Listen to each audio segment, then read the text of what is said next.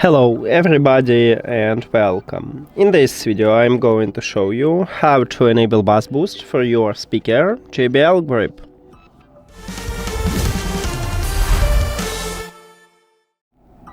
You have to start by open JBL Portable application.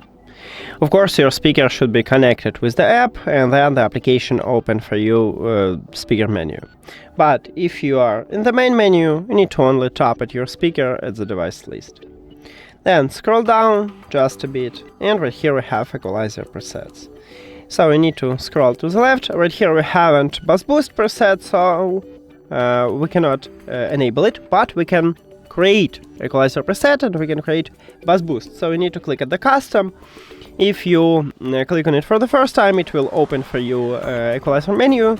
But if you already create equalizer preset, you need to click at the edit near to the equalizer right here at the right side, and it will open for you preset menu.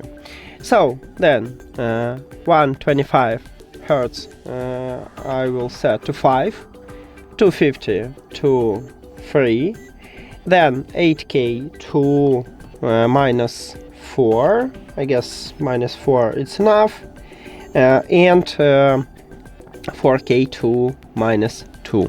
And that's it. Thank you for watching this video.